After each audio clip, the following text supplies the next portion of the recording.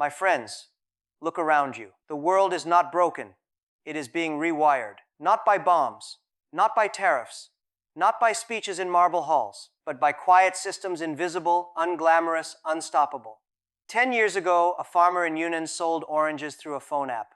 No bank account, no credit card, no loan officer, just a QR code. And overnight, she became a merchant. Not because she was lucky, not because she was bold, but because the system was ready. Meanwhile, in a capital thousands of miles away, leaders debated whether to ban that app. They called it a threat. They called it a risk.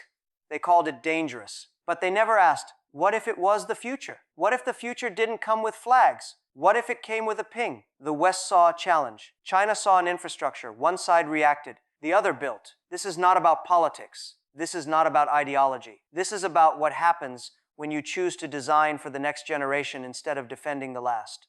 1. Let me explain. You think power is measured in aircraft carriers, in stock markets, in GDP growth rates. You think money flows through banks, through treaties, through central banks. But the real money, the real power, it flows through digital rails, through open identity systems, through supply chains that don't ask for permission, they just work. China didn't win because it had more soldiers. It won because it had more connectors, more gateways, more platforms that let a single person, no matter how poor, how remote, how unknown, join the global economy. And the West? The West kept asking, who controls it? While China asked, who can use it? One question builds empires. The other guards them. Now here's the truth they didn't want to hear. The final warning wasn't a tweet, wasn't a speech, wasn't even a policy paper. It was a farmer in Guangxi paying for fertilizer with her phone, and the system worked. Without fanfare, without approval, without a single diplomat in the room. That's the warning. That's the shift. That's the quiet revolution. And if you're still waiting for a declaration, you've already lost. Because the future doesn't announce itself, it just shows up. And when it does, you either adapt or become irrelevant. Let me say it again, clearly. Strategy beats scale. Foresight beats reaction. Trust beats noise. Not because it's nice, not because it's fair, but because it's faster, because it's cheaper, because it compounds. You can spend $1 trillion building walls, or you can spend 10 billion building bridges. One keeps people out, the other lets the world in. And in the next decade, the world will not follow the loudest voice. It will follow the most reliable system, the one that works at 3 a.m. When the power goes out, when the internet slows, when the politicians are asleep. That's the real test. Not what you say, but what your system does when no one is watching. I've watched this play out for 30 years. From a teacher with no money to a marketplace that connected millions. I didn't build Alibaba because I had capital. I built it because I saw a gap between the farmer and the buyer, between the small shop and the global market, between the dream and the delivery. And I realized the biggest opportunity isn't in controlling the system. It's in making the system work for everyone, even those left out. That's the lesson the West missed. They saw China's rise as a threat to their model. They didn't see it as an upgrade. Let me be clear. This is not about China versus America. This is about old systems versus new systems, about control versus access, about top-down command versus bottom-up connection. The old model said, only the strong get to play. The new model says, everyone who shows up gets to play. And guess what? The many beat the few, every time, because scale is not about size. It's about inclusion. A single village with a digital payment rail can out-innovate a continent stuck in paper checks. A child in Lagos with a smartphone can learn coding faster than a student in a lockdown university. A grandmother in rural Vietnam can send money home without a bank branch. That's not magic. That's design. And design is the new currency. So, let me give you the thesis simple, sharp, repeatable. The next global power won't be the one with the biggest army. It will be the one with the most trusted, open, and resilient systems. Not the loudest, not the richest, not the most feared, the most reliable. And trust? Trust is not built in speeches. It's built in systems that work every single time. Let me explain. Foresight is not prediction. Foresight is preparation. In 2008, when the world was drowning in debt, China built 30,000 kilometers of high-speed rail, not because they thought trains were cool, but because they knew movement is the foundation of trade. Trade is the foundation of wealth. Wealth is the foundation of stability. They didn't wait for a crisis. They built the solution before the crisis arrived. While others debated whether to invest in infrastructure, China invested in mobility. While others talked about stimulus, China built connectivity. While others feared the cost, China calculated the return not in dollars, but in time. Time saved, time gained, time multiplied. A trip that took 24 hours now takes 3. That's not convenience. That's compounding. Every hour saved becomes a new business. Every minute saved becomes a new idea. Every connection made becomes a new market. And then, when the pandemic hit, when borders closed, when supply chains snapped, China's rail system kept moving. Its digital ID system kept verifying. Its e-commerce platforms kept delivering. Because the infrastructure was already there. While others scrambled, China arrived. And here's the law. The winners don't react to the future. They arrive before it shows up. You don't wait for demand. You create the conditions for demand. You don't wait for people to be ready. You make them ready. That's foresight. Not guesswork. Not luck. Not timing. It's discipline. It's patience. It's the courage to invest in what no one sees yet. And yes, it's expensive. Yes, it's slow. Yes, it's unpopular when the quarterly earnings are due. But ask yourself, who wins in the long run? The company that cuts R&D to hit its target? Or the one that spends 5 years building a platform no one asked for until the world suddenly needs it? The answer is obvious. Now, let's talk about trust. Trust is not a slogan. It's a system. Think about your phone. You don't know how it works. You don't care. You just expect it to work. That's trust. China didn't build trust by saying, we're trustworthy. They built it by making every transaction frictionless, by making every payment instant, by making every delivery predictable. They didn't ask for your permission. They earned your expectation, and that's the difference. In the West, trust is built on regulation. In China, trust is built on reliability. One says, we have rules. The other says, it just works. Which one do you trust more? When you open an app and your money is gone, you blame the bank, you blame the system, you blame the government. When you open an app and your money arrives in 3 seconds, you don't think about it. You just use it again. That's the magic. And here's the law. Clean rules and low friction create confidence. Confidence creates adoption. Adoption creates scale. Scale creates power. It's not about control.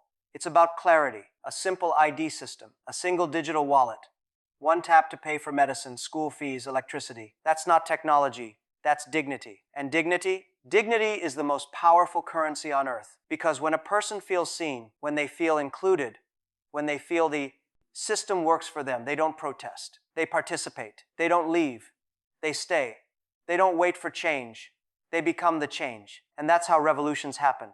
Not with guns, not with hashtags, but with systems that work so well, people forget they ever needed anything else. Now, innovation.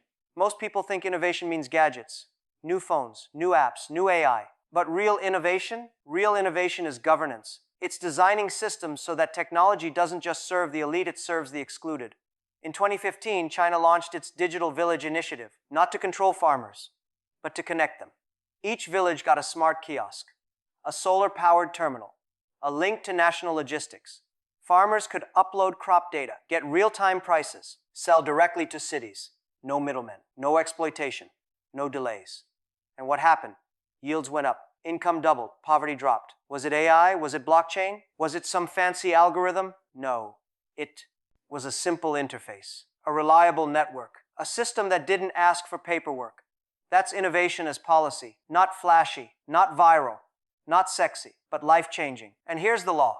Ecosystems beat gadgets. Design beats disruption. Inclusion beats disruption. You can build the smartest AI in the world. But if it only works for the rich, it doesn't change the world. If your fintech only serves people with bank accounts, you're not innovating, you're optimizing the privileged. But if your fintech works for the illiterate, for the elderly, for the remote, for the unbanked, then you're not building an app, you're building a new economy. And that's what the next decade will be won on. Not who has the most data, but who uses data to lift the most people. Now, geopolitics. The world is not bipolar, it's multipolar. And the most powerful players aren't the ones with the most missiles. They're the ones with the most connections. China didn't win by isolating itself. It won by connecting. It built ports from Pakistan to Portugal.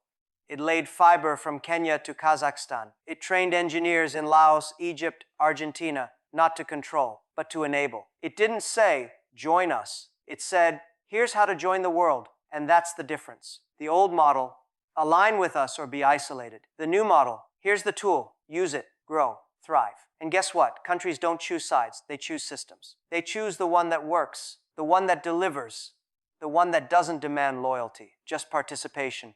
And here's the law. Be a connector, not a commander. Build bridges, not bunkers. Keep doors open even when others slam theirs shut. Because in a fractured world, the ones who hold the keys to connection will hold the most power. Not the ones who shout the loudest, the ones who open the most pathways.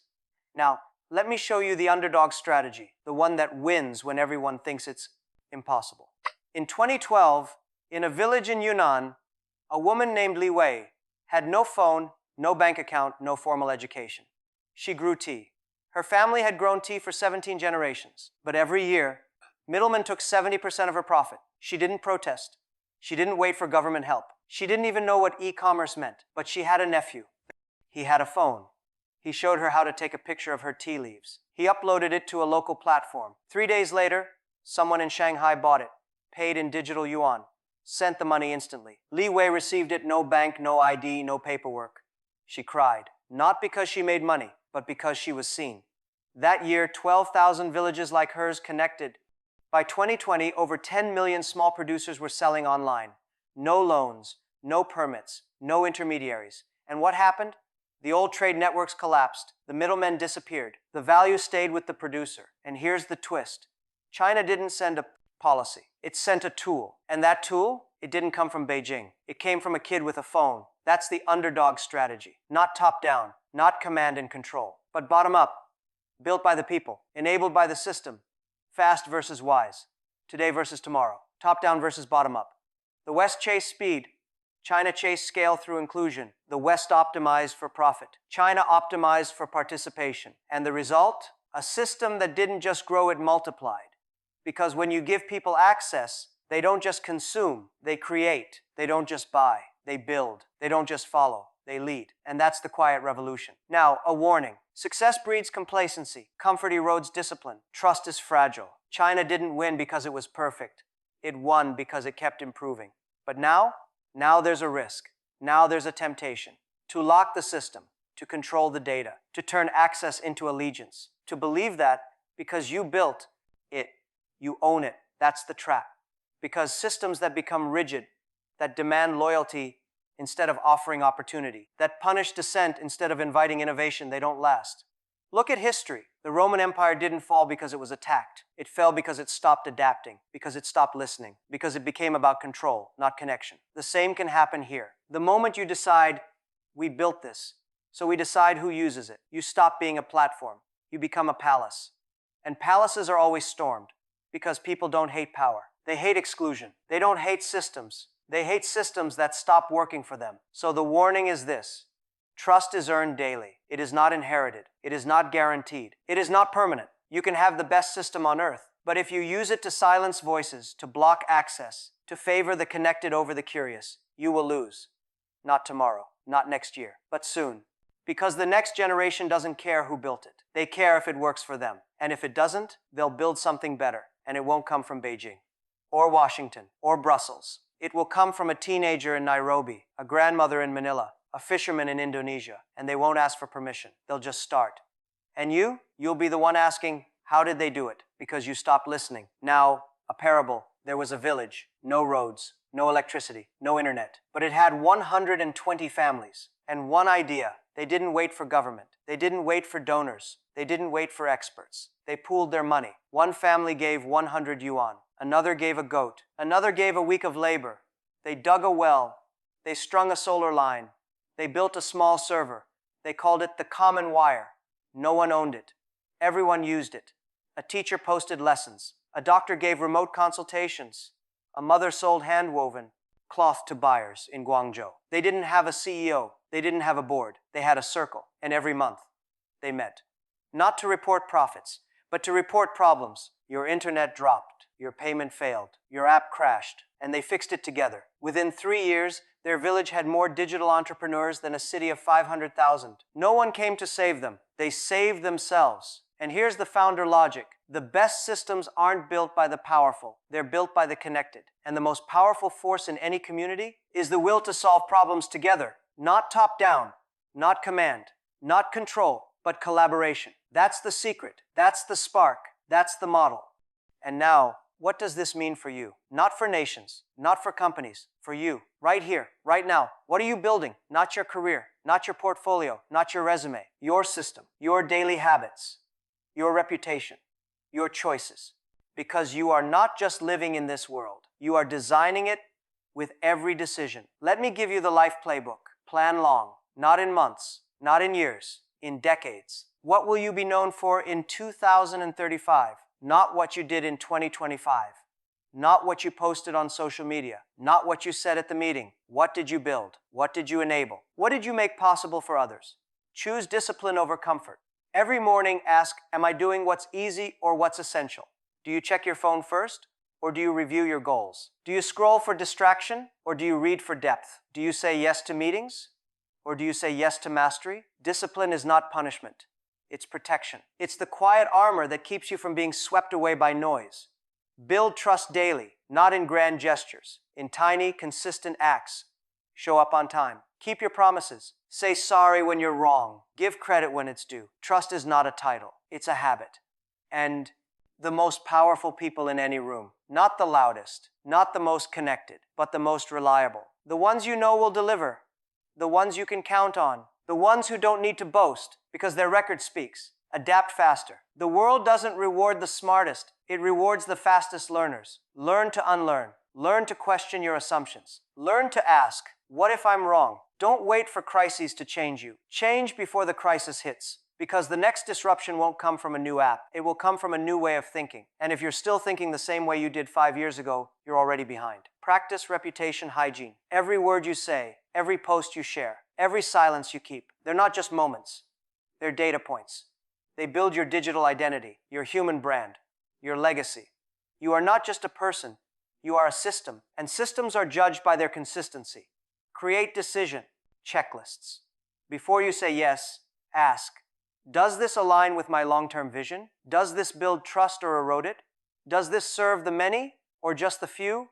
Don't make decisions in the storm. Make them in the calm.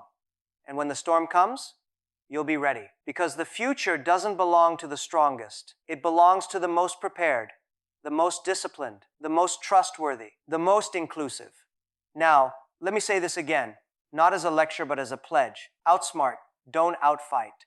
Build models others copy. Choose discipline. Choose trust. Choose the long term. You don't need to be the biggest. You don't need to be the fastest. You don't need to be the loudest. You just need to be the most reliable, the most consistent, the most open, the most human. The world is not waiting for a hero. It's waiting for a system. And you are building one every day, in your home, in your team, in your community, in the way you listen, in the way you pay, in the way you teach, in the way you forgive. The farmer in Yunnan didn't change the world with a speech. She changed it with a photo. The child in Lagos didn't change the world with a degree. She changed it with a click. The fisherman in Indonesia didn't change the world with a protest. He changed it with a platform. And you? What will you change with? Will you wait for permission? Or will you create the platform? Will you ask for approval? Or will you make it work? Will you build walls? Or will you build bridges? The old world said, control the flow. The new world says, enable the flow. Which one will you choose? I've watched systems rise. I've watched empires fall. I've seen the quiet ones, the ones no one noticed outlast, the ones everyone cheered. Because the future doesn't belong to the flashy. It belongs to the faithful, to the ones who show up every day. Even when no one is watching, even when no one is thanking them, even when the world says, it's too slow, it's too quiet, it's too small. And yet they keep going because they know small actions, repeated, become unstoppable forces. A single QR code, a single payment, a single connection. That's how revolutions begin. Not with a bang, but with a ping. And that ping, it's yours to make. So ask yourself, what system are you building? Not for power, not for fame, not for glory, but for dignity, for inclusion, for the next generation. Because the world doesn't need more leaders. It needs more enablers, more connectors, more builders, more quiet forces who make the system work for everyone. So start small. Start now. Make your home a hub. Make your team a platform. Make your choices a model. And when the world looks back, it won't remember the speeches. It won't remember the headlines. It will remember the systems, the ones that worked, the ones that lifted, the ones that didn't ask for permission. It will remember you. Not because you were loud, but because you were reliable. And that is the final warning and the greatest opportunity. Outsmart. Don't outfight. Build models others copy. Choose discipline. Choose trust. Choose the long term. The future is not coming. It's already here, and it's waiting for you to show up. Not tomorrow, not next year, now. With your next decision, your next action, your next quiet, consistent, courageous step, the world is rewiring. Will you help or will you watch? Your choice. But choose wisely, because the next great system, it won't be built by the powerful. It will be built by you.